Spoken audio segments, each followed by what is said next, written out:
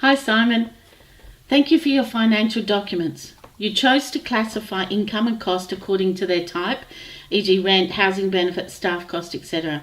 Firstly, I'll talk about your balance sheet at the start of the year. The balance sheet is a financial document that presents an overview of all assets, liabilities and equity at a particular point in time. In essence, the overall financial situation of a given entity. It is usually produced at the start or the end of the year. I agree with your non-current assets, but in relation to your current assets, I am puzzled by your figure of 5.1 million as cash in the bank. I think you may have worked back from a given figure of 0.2 million cash in the bank and taking into account a cash deficit during the year of 4.9 million, calculated 5.1 in the bank at the beginning of the year. You made a note on your balance sheet that you assumed the 0.2 million was in the bank account at the end of the year after the cash deficit of 4.9 million. I understood the 0.2 million was in the bank at the beginning of the year.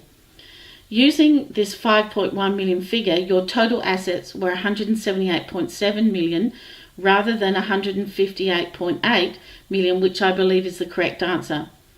I agree with your current and non-current liabilities. However, as I think your total assets were miscalculated, I believe your value for equity at the start of the year, which you indicated was 87.7 million, was too high, and I believe it should have been 82.5. In regard to your balance sheet at the end of the year, I agree with your calculation of non-current assets, but again in regard to your current assets, you appear to use the figure of cash as 0.2 million rather than the cash deficit calculated in the cash flow statement, and so your equity was 84.3 rather than what I believe it should be, which was 78.9 million.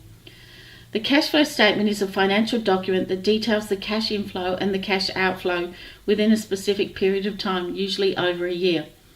The cash flow statement shows how much cash the authority has at hand at the end of the year, or the monetary situation in terms of liquidity, which is a measure of the extent to which the authority has the cash to meet immediate and short-term obligations, or assets that can be quickly converted to do this. In regards to your cash flow statement, I agree with your assessment and your figure of total cash deficit of 4.9 million. The income statement details the yearly expenses, cost, income and revenue, basically the operation of the entity. Income statements are usually compiled yearly and refer only to the activities that took place during that given year. Income statements are really useful to assess the yearly performance of a given entity. In regard to your income statement, I agree with your total revenue of 14.3 million, but I'm not clear on how you arrived at some of your expense values. I agree with your staff costs, your head office costs and your interest costs. However, I'm not clear where your figure of 4.9 million subcontracting costs comes from. You also haven't included service costs. Consequently, your total expense figure of 14.5 million should, I think, be 17.9 million. 0.9. This means your deficit for the year, 0.2 million, is less than expected. I would have expected a deficit of 3.6 million. In regard to what I think the overall financial situation of the authority is, I think the financial documents are showing that overall it is in a good financial situation with significant equity regardless of possible miscalculations. The financial strength ratio, current assets divided by current liabilities, is 2.02, which is acceptable. However, there was a cash deficit this year of 4.9 million, which isn't good, and if it continues will eat away at the equity. It also shows the authority does not have cash at hand and hence doesn't have high liquidity. The income statement shows a deficit of 0.2 million, which I believe should be 3.6 million, either way indicating that the authority did not perform well this year.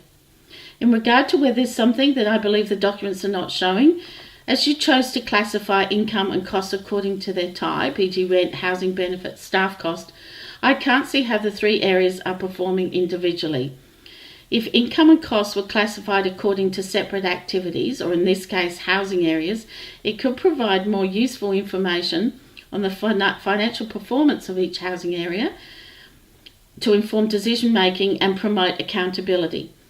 Tenants may also be interested in the financial figures for their own areas rather than the authority as a whole to answer questions such as, are sufficient resources available for maintenance or renovation? In addition, a further breakdown of head office costs, which are quite high, would have been useful to determine whether some of these costs are in fact related to particular housing areas and need to be recharged to them, or whether head office is draining resources and needs to be reviewed. Thank you.